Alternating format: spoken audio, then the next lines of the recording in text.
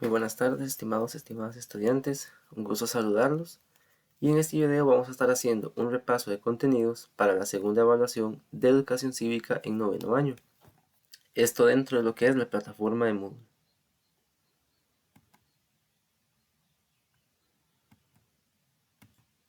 Muy bien, vamos a iniciar este video hablando acerca de la generación de los derechos humanos reflejado en la Constitución Política de Costa Rica. Sin embargo, tenemos que recordar aspectos básicos, por ejemplo, que son los derechos humanos. Bueno, los derechos humanos hacen referencia a aquellas condiciones que garantizan un bienestar y dignifican la vida humana desde el ámbito legal promovido por cada uno de los diferentes estados en el mundo. En este caso, el Estado costarricense tiene que garantizar por medio de leyes el bienestar de las personas a partir de diferentes principios éticos, por ejemplo, normas, reglamentos, decretos, que garanticen ese bienestar. Muy bien, en el caso costarricense también está la generación de los derechos humanos, que es la clasificación en los diferentes tipos de categorías en los que los derechos humanos se pueden desarrollar. Muy bien, en ese espacio vamos a hablar acerca de cómo se clasifican esos derechos humanos desde la Constitución Política de Costa Rica en sus diferentes generaciones.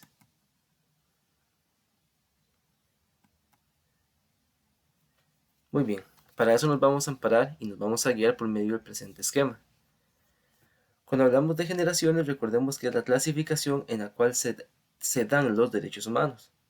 Ahora, dentro de nuestra Constitución, eso también tiene que verse reflejado.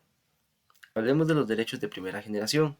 Ellos se encuentran en el título cuarto de nuestra Constitución Política. Estos tipos de derechos humanos tienen que ver con los derechos que son individuales, civiles o políticos. Esto hace referencia a que son algo que poseemos cada uno de nosotros como individuo. Ahora, en el caso de nuestra Constitución y nuestras normas, ¿en dónde lo vemos reflejados? Bueno, lo vemos reflejado en el título cuarto que dice deberes, pero que dice derechos y garantías individuales. Ahí puede hablar sobre libertad de pensamiento, libertad individual, libertad de prensa y libertad de conciencia. Algunos ejemplos que tenemos sobre esos tipos de derechos. Toda persona es libre en la República, la vida humana es inviolable, la libertad de petición ante empleados públicos, esto es por ejemplo pedir algún tipo de información o dato o alguna duda sobre algún servicio. Bueno, todo costarricense y todo ciudadano del país tiene esa potestad de hacerlo. Toda persona es igual ante la ley. En el famoso artículo 33 de la Constitución, ninguna ley dará carácter retroactivo en perjuicio de una persona o de sus derechos patrimoniales adquiridos o situaciones jurídicas consolidadas. ¿Qué quiere decir esto? Esto hace garantía a un principio de los derechos humanos, en el cual la persona o las leyes no pueden limitar o eliminar un derecho ya adquirido en sociedad. Entonces vemos que todo el enfoque que se desarrolla es para la persona. Estamos hablando para un individuo como tal. Todos nosotros poseemos ese tipo de derechos humanos. Y nuestra constitución, junto con ese tipo de derechos y otro montón más, también hacen referencia. Muy bien. Ahora, derechos de segunda generación. Los derechos de segunda generación los vemos en el título 5 y lo vemos también en el título 7 de nuestra Constitución. Pero tenemos que recordar un poco acerca de qué es los derechos de segunda generación. Bueno, esos derechos hacen referencia a aquellos que son del tipo colectivo, que pueden ser económicos, culturales, laborales, entre otros.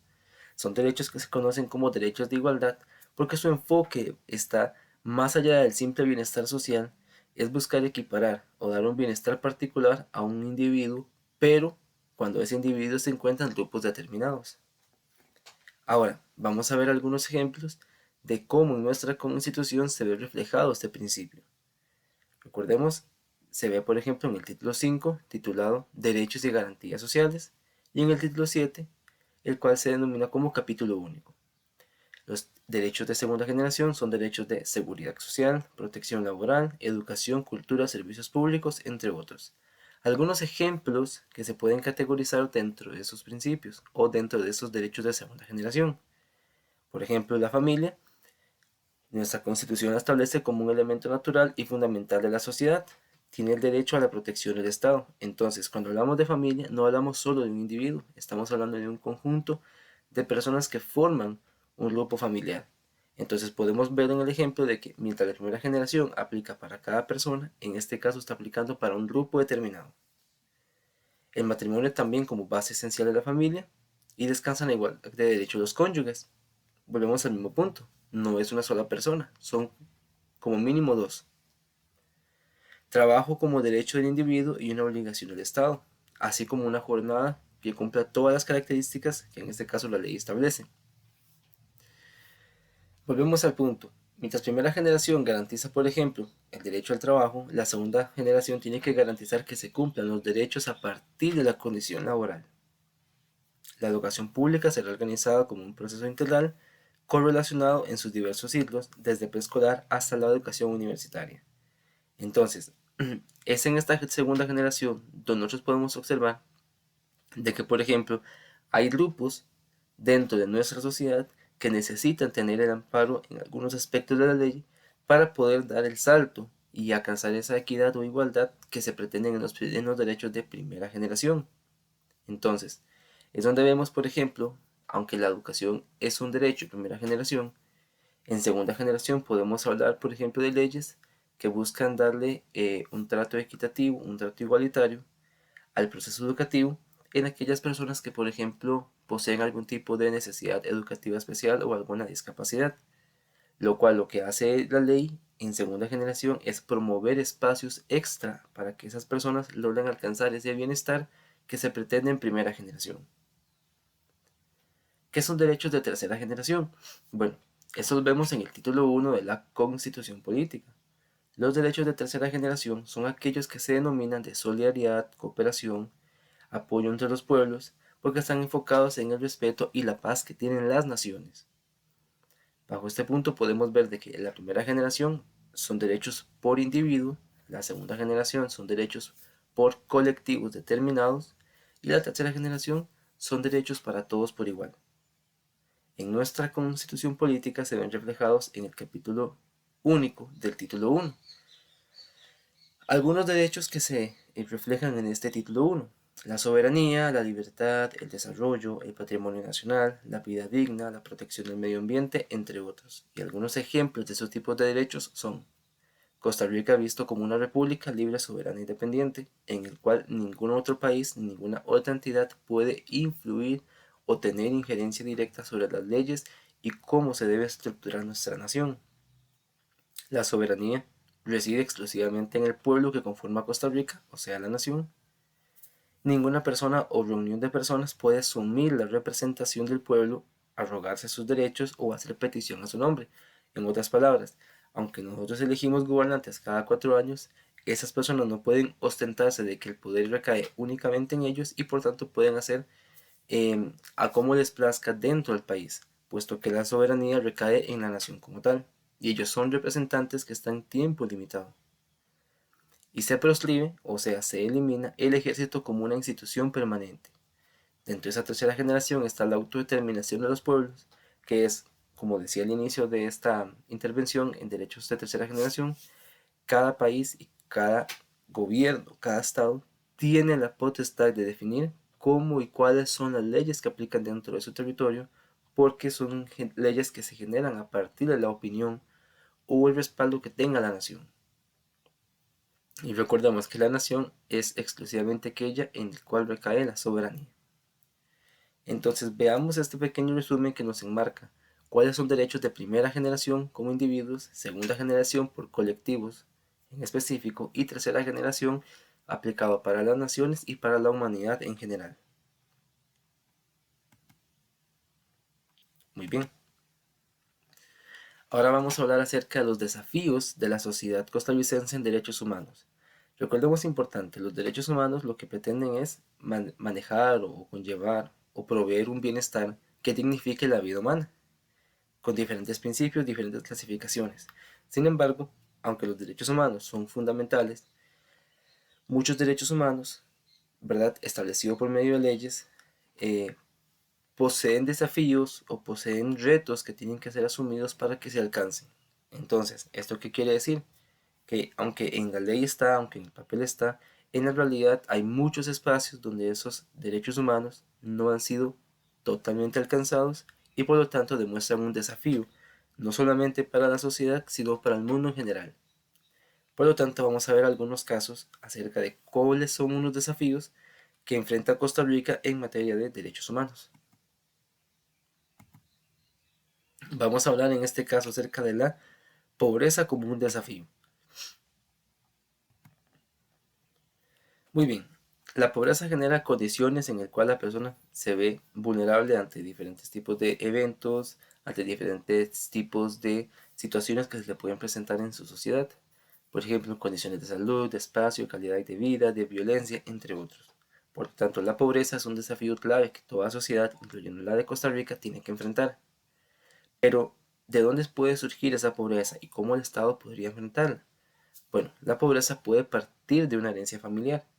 Para que entendamos este ejemplo, si una persona X ha vivido toda su vida en una familia, en un lugar como los que presenta la imagen, un tipo precario, una condición de pobreza bastante marcada, muchas veces esa condición se eh, transmite de generación a generación, en el cual esa condición de pobreza nos llevan a verlo como un estilo de vida que casi no se puede eliminar.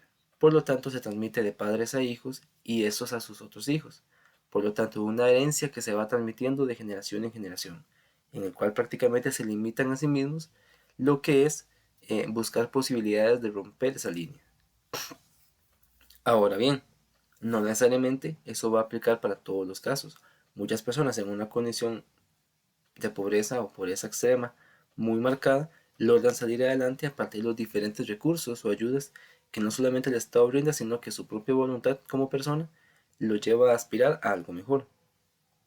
También la pobreza se puede dar como consecuencia de la aplicación de políticas económicas que tienen los diferentes países o que Costa Rica también ha aplicado. En este caso podemos hablar sobre diferentes políticas que pueden marcar esa brecha social en el cual las posibilidades de que las personas con menos recursos en diferentes lugares del país, por ejemplo en las periferias de ciudades o lugares muy rurales, se ven mucho más limitados para poder aspirar a cambios o poder aspirar a una movilidad social.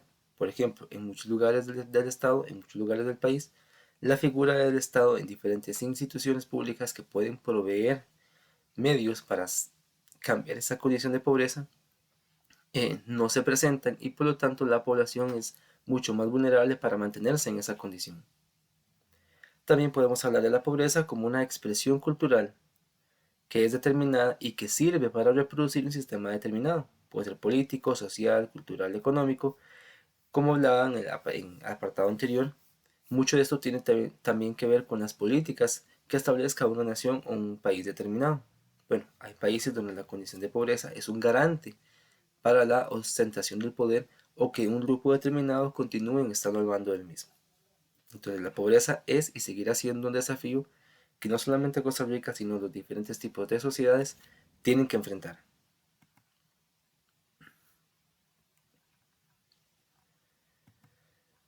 Vamos a ver también lo que es inequidad. Recordemos que la inequidad tiene que ver con el término igualdad. Cuando hablamos de igualdad lo que pretendemos es que todos seamos vistos de una forma igualitaria, o sea, todos como algo igual. Pero la inequidad es cuando esa condición de igualdad real no se está aplicando por diferentes razones o motivos. Ahora, ¿cuáles son algunos casos donde no se ve reflejada esa inequidad? Bueno, por ejemplo, podemos ver inequidad de género, porque aunque hay leyes y derechos que garantizan esa igualdad, podemos ver espacios donde, por ejemplo, em, una mujer puede recibir menos salario cuando está aplicando una misma labor con respecto a un hombre, en las mismas condiciones. Bueno, tenemos la igualdad porque puede trabajar en esa misma situación, con esa misma labor, pero tenemos una inequidad porque el trato o el pago o la remuneración del mismo no es la misma. Tema similar puede ser en el campo laboral, como se estaba indicando en este momento, por edad, cuando por ejemplo se condiciona o se menosprecia o se justifica el no pago o no la retribución monetaria recibida, por ejemplo, una persona joven con menos experiencia a alguien que tenga más edad y que tenga más experiencia en el campo. Por la condición migratoria, eso lastimosamente es en ocasiones ha sido una realidad en el país y también en los demás países del mundo. Una persona que venga de otra nación, por ejemplo, en nuestro país, puede estar en una condición de vulnerabilidad debido a que muchas veces las condiciones laborales con las cuales esta persona es empleada dentro del país no cumple con las condiciones mínimas, por ejemplo, en materia ni de derechos humanos ni de seguridad social. ¿Por qué razón? Porque muchas veces los mismos patronos se justifican en que la persona, al tener una condición ilegal dentro del país, le limitan a que no va a recibir ciertos beneficios o ciertas garantías laborales por el hecho de la condición migratoria en la que posee. Bueno, eso es una inequidad, la cual también tiene que romperse. Podemos hablar también por orientación sexual cuando se sufre algún tipo de rechazo o discriminación por la forma en cómo la persona percibe su vida o su vida sexual como tal. También en esa línea podemos incluir una contraparte que es bajo la condición de credo o por religión que poseen las personas.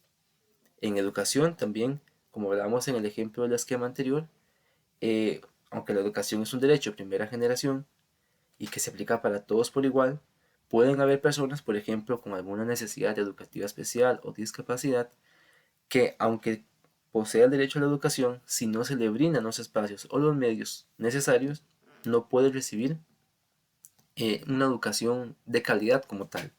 Por lo tanto, la inequidad lo que pretende es, en este caso, ¿verdad?, generar, o genera, mejor dicho, esa brecha entre el sistema educativo que pueda recibir una persona, sea en el sector público o privado, si no se cuenta con las condiciones necesarias para que esta otra persona reciba una educación de calidad. Por ejemplo, una persona puede ser matriculada en un colegio X. Una persona, pensemos en una persona que no puede caminar, que se desplaza por medio de silla de ruedas. Puede ser matriculada en un colegio, una escuela X, y se le garantiza por medio de esa matrícula el derecho a la educación. Pero si no cuenta con las rampas para poder acceder, en este caso, a alguna aula o algún pabellón, donde por ejemplo lo que está es por medio de gradas, entonces no se le está cumpliendo esa condición de educación real y eso genera la marcada inequidad. Así como la inequidad económica, por ejemplo, a la hora de la retribución monetaria por las diferentes labores o por las condiciones de clases sociales, entre otros. Entonces, en resumen, vemos que la inequidad, aunque la sociedad puede hablar de igualdad, si esas condiciones que vimos, por ejemplo, no se llegaran a cumplir, esa igualdad se ve realmente afectada por una inequidad, ya que no se está dando un trato real, aunque existan las leyes o los derechos dentro de la condición de sociedad.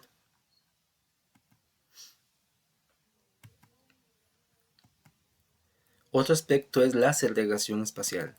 Cuando hablamos de segregación espacial, estamos hablando, por decirlo así, de una estigmatización o una manera en que se conciben ciertos lugares dentro del país o de una región determinada. Por ejemplo, segregación espacial es cuando se genera una visión de un lugar determinado en el cual nosotros podemos considerar como peligroso, como dañino, como un sitio del cual no puede verse como un espacio adecuado como para convivir o llegar a estar en ese sitio. Por lo tanto, si esa condición se presenta en diferentes lugares del país, esos sitios van a tener menos posibilidades de poder alcanzar un cambio real en su condición de sociedad. Por ejemplo, podemos pensar en algún tipo, como la imagen tal vez lo refleja, algún tipo de precario, algún tipo de lugar en el cual las condiciones de vida son difíciles, en periferias de las ciudades, ¿verdad?, donde por ejemplo se asientan pequeños precarios alrededor de ríos, etc. Esos lugares sufren de segregación espacial porque muchas personas pueden verlos como lugares peligrosos donde no vale la pena inclusive invertir. Bueno, si el Estado y la sociedad estigmatiza, segrega un lugar determinado, tiene menos posibilidades de que la gente que habita en él tenga los medios para poder levantarse y cambiar su estilo de vida y también las condiciones en las cuales está el lugar en el que viven. Un ejemplo de segregación espacial, como lo podemos ver en la imagen, es el hacinamiento. Cuando hablamos de hacinamiento estamos hablando de esa condición en la cual un lugar determinado tiene una cantidad de población que supera la capacidad idónea de, de espacio vital dentro de esa área. Por ejemplo, veámoslo de la siguiente forma. Dentro de esta imagen podemos pensar en un ejemplo en que cualquiera de las casitas que se ven ahí, relativamente pequeñas, podemos verlo de esta forma, pueda tener un ejemplo de 10 a 15 personas viviendo en esa casita. Por lo tanto, quienes viven ahí no pueden tener las condiciones o el espacio vital para su desenvolvimiento y desarrollo idóneo. Por lo tanto, la condición de hacinamiento es muy grande dentro de estos sitios. Si lo vemos, por ejemplo, en un contexto general, reflejado en la imagen, podemos ver de que dentro de ese lugar o ese territorio hay muchas casitas, posiblemente con muchas personas, que superan la capacidad idónea sobre recursos naturales, sobre espacio vital, sobre ambiente sano, que puede brindar ese sitio. Por lo tanto, el hacinamiento es una demostración de la segregación espacial que habita en el lugar. Lastimosamente, cuando se vive bajo esas condiciones y como les decía, cuando se estigmatiza o se menosprecia un lugar determinado y se deja como rechazado, eso puede generar brotes de violencia e inseguridad. ¿Por qué razón? Bueno, porque puede haber mayores casos de delincuencia. Si las personas que habitan en ese lugar no cuentan con una presencia del Estado, no cuentan con el apoyo de otros lugares o de otros pueblos cercanos, lastimosamente si no cuentan con las posibilidades para salir adelante a nivel educativo, a nivel de trabajo, entre otras, la delincuencia y la violencia puede generarse como un brote muy fácil en sitios así. O lastimosamente se convierten en espacios donde un medio accesible para poder salir adelante en sus vidas puede ser, por ejemplo, inclusive el narcotráfico o la distribución de drogas. Muy bien. Otro término relacionado con la segregación espacial es la ausencia de ese espacio vital que les mencionaba para poder obtener una calidad de vida esencial. Por ejemplo, si nosotros observáramos nuevamente la imagen, no podemos observar en ella un espacio idóneo en el cual cada persona o cada familia o cada casita que se nota ahí tenga las condiciones básicas para poder tener espacios que le permitan no solamente una vida buena, sino espacios, por ejemplo, de recreación. Bueno, lastimosamente, dentro de esta segregación espacial o el rechazo a ciertos lugares, a veces se considera no idóneo invertir, por ejemplo, en parques públicos, por ejemplo, maquinitas para hacer ejercicios, entre otras, porque se estigmatiza de que son lugares donde eso rápido se puede robar o dañar. Por lo tanto, no se está cumpliendo ese espacio. Bueno, eso hace referencia a la segregación espacial.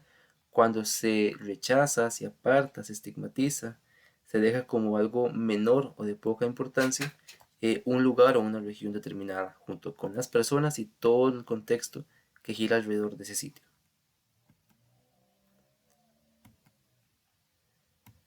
Podemos ver también el caso del trabajo infantil y la explotación comercial sexual que se tiene sobre niños, niñas y adolescentes. Aunque hay leyes en el país que prohíben esta condición, en la realidad siguen existiendo. Por ejemplo, un menor de edad tiene que dedicarse a las labores educativas, recreativas y culturales. ¿Por qué? Para que alcance un desarrollo integral, no solamente como persona, sino en derechos humanos. Pero, aunque las leyes están establecidas, esta condición se sigue dando, no solo en Costa Rica, sino en prácticamente los países del mundo. En el país se establece un permiso para mayores de 15 años, para que ellos puedan, en este caso, ejercer una labor y tengan que recibir una remuneración a partir de su labor y cumplir con ciertas características.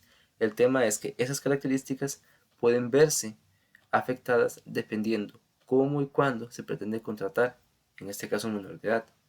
Aunque el menor de edad, la ley establece de que tiene que recibir el mismo pago que cualquier adulto, cualquier mayor de edad, si están haciendo las mismas labores, eso muchas veces no ocurre, porque al considerarse menor de edad como una persona, por decirlo así, con menos experiencia, muchas veces el mismo empleador lo ve como que está haciéndole un favor a permitirle adquirir experiencia en un trabajo determinado. Por lo tanto, le condiciona el trabajo a un menor salario, sin embargo, puede hacer lo mismo o más inclusive de quienes trabajan en el lugar. Bueno, lastimosamente muchas familias también bajo la condición como hablamos en un desafío anterior, en el primero que era la pobreza, transmite o sigue transmitiendo esa línea a sus hijos y esos a los suyos. ¿Por qué razón? Porque no ven por condiciones propias o porque ya eso se vuelve casi que una forma de vida en el cual la familia se adapta, prefieren muchas veces que los hijos se dediquen al trabajo y que colaboren en sus hogares a que se dediquen a un estudio.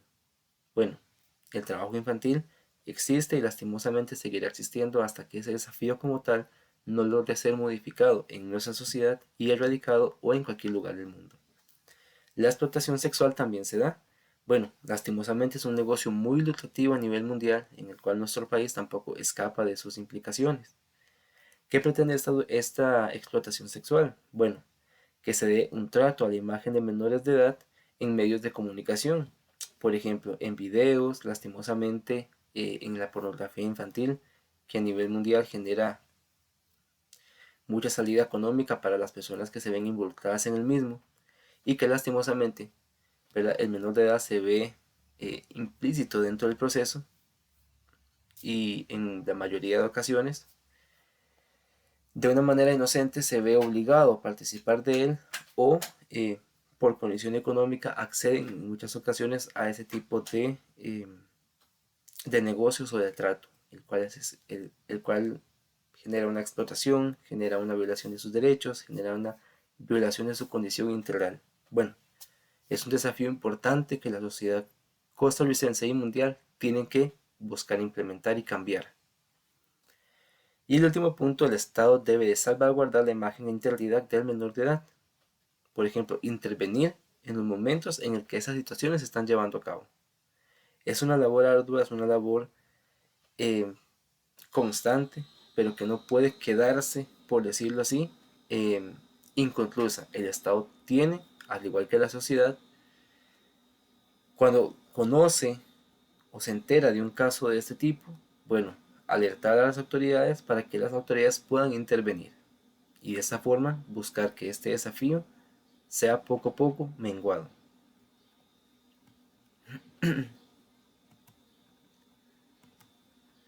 Vamos a ver ahora algunas aspiraciones de los y las habitantes del país en materia de derechos humanos. Ya vimos los desafíos, ¿verdad?, los retos que la sociedad como tal tiene, que aunque las leyes existan y establezcan ciertos parámetros a nivel de cumplimiento de derechos humanos, vimos que los desafíos son espacios reales que existen en nuestra sociedad y que lastimosamente no es tan sencillo poder erradicarlos. Sin embargo, la lucha tiene que estar ahí constante para que se pueda alcanzar una equiparación y una verdadera aplicación de derechos humanos en nuestra sociedad.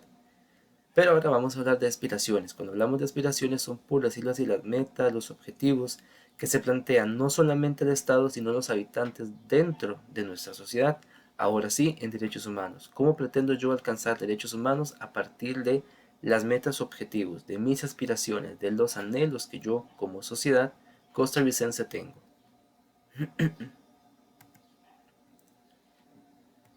Muy bien, vamos a ver en este momento algunos ejemplos de cuáles son algunas aspiraciones de la sociedad costarricense en materia de derechos humanos.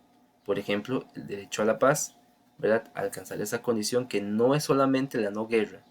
Cuando vemos, por ejemplo, inseguridad ciudadana, violencia, cuando vemos, por ejemplo, lugares que son tomados por el narcotráfico, por las drogas, por la explotación sexual de mujeres, hombres, niños y adolescentes, todo eso conlleva una situación de inseguridad que literalmente le roba la paz a cualquier persona.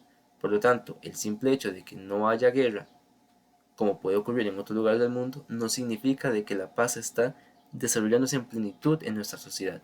Por lo tanto, una aspiración, un objetivo o una meta que tiene la sociedad costarricense es alcanzar esa condición de paz. Al igual que el desarrollo integral como persona, cubrir todas aquellas áreas básicas que una persona como tal necesita, no solamente para su dignidad y su dignificación humana, sino para su bienestar como tal. Bueno, todos queremos aspirar a una mejor calidad de vida, por lo tanto es una aspiración o es un anhelo que como sociedad tenemos. El derecho al acceso a la información. Por ejemplo, si lo hablamos en el contexto de pandemia, podemos ver de que la información hace referencia no solamente al conocimiento por medio de la televisión, del internet, de la radio, sobre lo que ocurre a nivel político, a nivel nacional, entre otras. Aunque eso es importante, está dentro del contexto de la información. Cuando hablamos de información es, por ejemplo, el acceso a recursos, a medios que nos permiten tener un contacto no solamente con nuestro entorno, con nuestra sociedad como tal, sino también con el mundo. Por ejemplo, cuando hablamos del acceso a la información, podemos hablar de recursos para inclusive desarrollar un proceso educativo.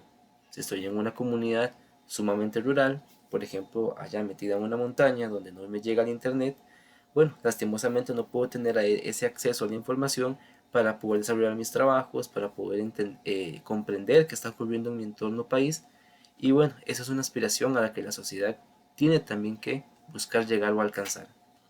El derecho a la no discriminación bajo cualquier precepto o condición es una aspiración, es un anhelo que la sociedad como tal y cada persona al final desea que se llegue a alcanzar.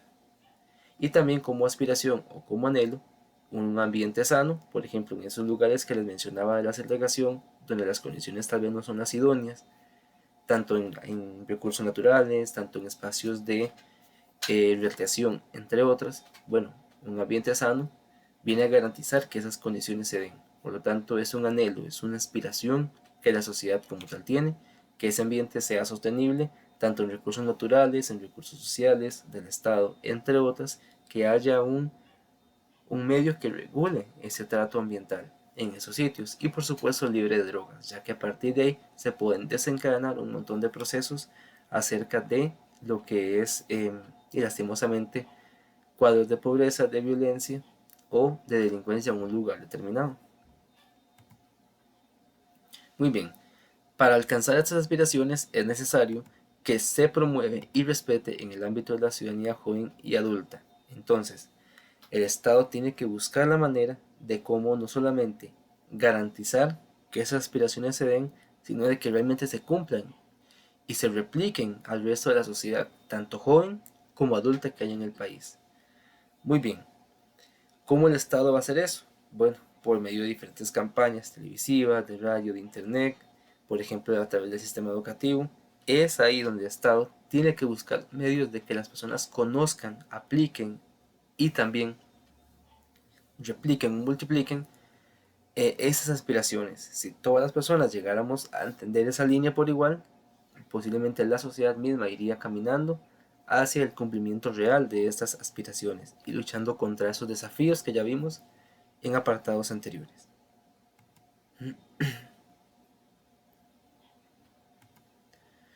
Muy bien, vamos a cerrar esta explicación hablando sobre la tercera unidad de noveno año en educación cívica, que tiene que ver con la democracia representativa y participativa.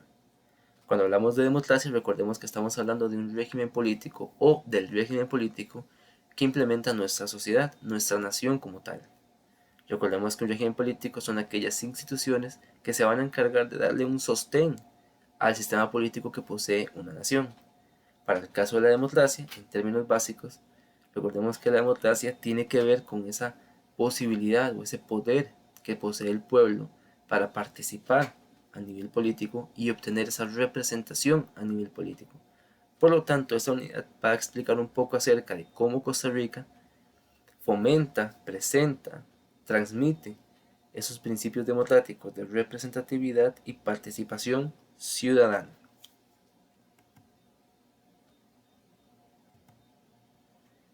Y vamos a verlo a través del siguiente esquema, que son conceptos básicos que tienen que ver sobre la democracia como un ente representativo y participativo de los ciudadanos. Muy bien, el primer concepto que podemos ver es el concepto de ciudadanía. Se dice que la ciudadanía se entiende como aquella condición que permite y exige al individuo ostentar, o sea, poseer, pero a la vez ser responsable, de deberes y derechos dentro de una nación. Recordemos que a nivel nuestro la ciudadanía plena, podemos verlo de esa forma, se implementa a partir de los 18 años, cuando la persona ya pasó por un proceso de formación educativa, donde el Estado por diferentes medios transmitió el conocimiento de sus leyes, de su modelo político o sistema político, y que esa persona llegará a esa mayoría de edad conociendo los deberes y derechos básicos para desenvolverse en sociedad. Por lo tanto, cuenta con la posibilidad, de participar de diferentes procesos políticos y democráticos, como también en su momento alcanzar una representación de otro conjunto de ciudadanos. Por ejemplo, para llegar en su momento un ciudadano a ser presidente o presidente de la República, llegar a los 35 años teniendo un proceso democrático y una participación activa desde sus 18 años y antes. Ahora, ¿qué es la representación ciudadana? Bueno, corresponde al conjunto de procesos que establecen con detalle los mecanismos que los ciudadanos elijan a sus representantes. Entonces, en otras palabras, representación ciudadana es cuando nosotros como pueblo elegimos por diferentes medios, por ejemplo, el voto, cuando participamos en una reunión, en una audiencia, en un cabildo, cuando implementamos un referéndum. Bueno, ahí es donde nosotros podemos en este caso obtener representación, elegir a un grupo de personas que vayan a ocupar un puesto a nivel de Estado, quienes van a ser los encargados de gobernarnos y de administrar nuestra nación en nombre de todos aquellos que no solamente dimos su apoyo, sino que al final, al ser una democracia, esa mayoría, ¿verdad?, que apoyó a un grupo determinado, alcanza una representación para todos. Por lo tanto, gobernará para todos y tiene que cubrir y buscar cubrir la necesidad de todos. Participación ciudadana hace referencia a aquellas circunstancias en las que el pueblo mismo toma las decisiones y no sus representantes. Recordemos que en la representación el pueblo cede una autoridad de mando a aquellos que eligió como sus voceros, como sus representantes. Pero no quiere decir de que después de haber cedido esa autoridad, el pueblo queda totalmente ligado o tiene que ceder ante lo que esas autoridades digan.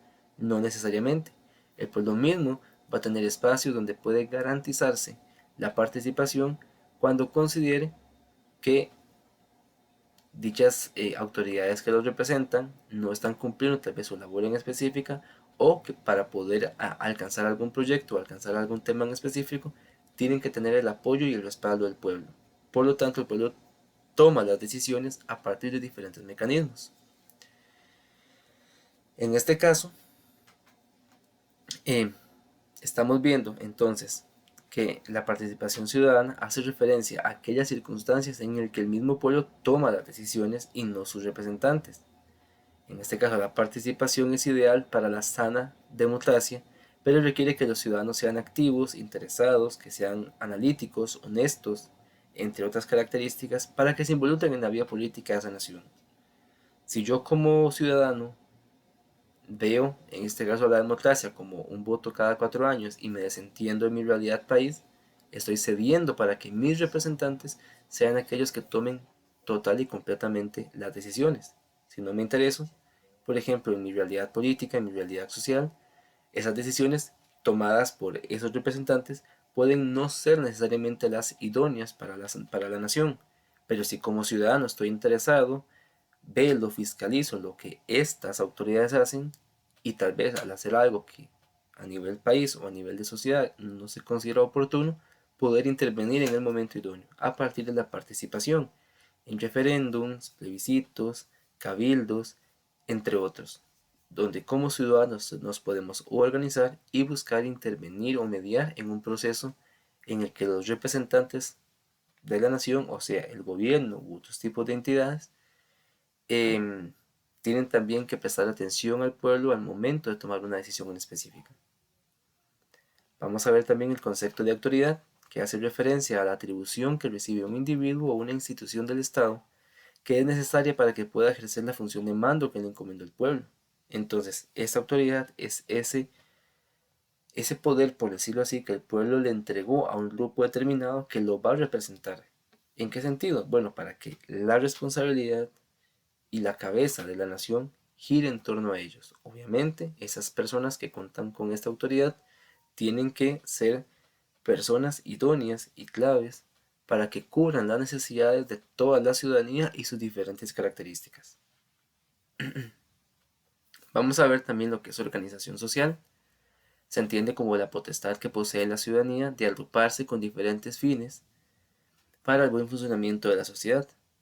Esa organización social puede proveer la calidad de los servicios e instituciones que brinda el Estado de una nación determinada, por ejemplo Costa Rica. Entonces la organización social nos lleva a nosotros a poder tener espacios dentro de nuestras comunidades en el cual podemos buscar el bien común.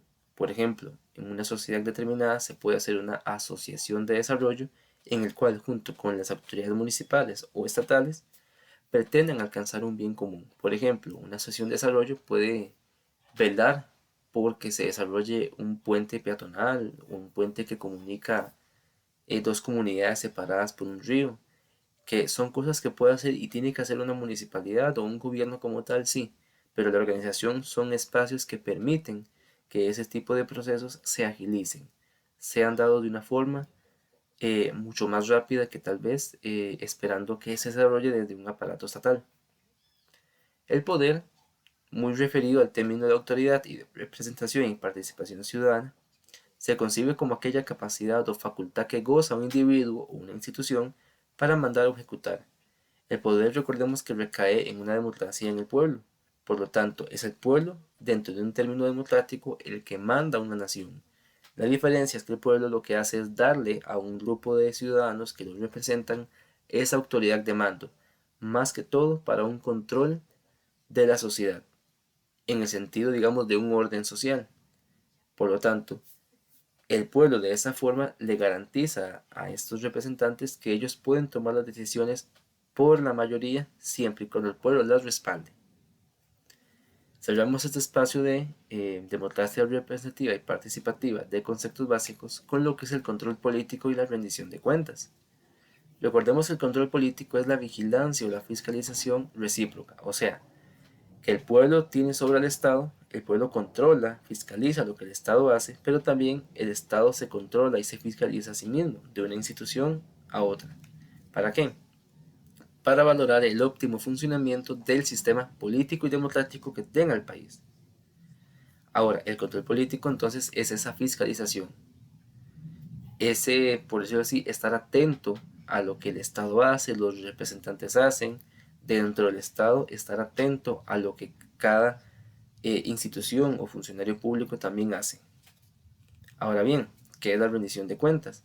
Es la obligación de todo funcionario público, en especial aquellos que son de puestos de elección popular, como el presidente o presidenta de una república, como diputados y diputadas, como alcaldes, alcaldesas, intendentes, entre otros, de justificar, en este caso, de comunicar o informar a la ciudadanía sobre las acciones que ha llevado a cabo en sus diferentes periodos de labor o de mando. Entonces, esa rendición de cuentas lo que nos dice a nosotros es que todo funcionario público que tenga, por ejemplo, un puesto de elección popular, tiene que estar justificando, tiene que estar demostrando qué es lo que ha venido haciendo y cómo lo ha venido haciendo también. Esos son los conceptos básicos con los cuales vamos a entender cómo Costa Rica se desarrolla mediante una representación y participación ciudadana dentro de la democracia como tal. Ahora bien, este tema implica sobre la institucionalidad de Costa Rica, demostrar cómo Costa Rica se desarrolla como país, como nación democrática. Sin embargo, eso es algo que iremos comprendiendo en las próximas semanas dentro del curso. Muy bien, muchas gracias por el tiempo que han prestado acerca de este video. Espero que les sea de utilidad para poder entender los ejercicios y las diferentes actividades dentro de las evaluaciones que tienen que hacer. Agradecerles por su tiempo y su espacio y muy buenas noches.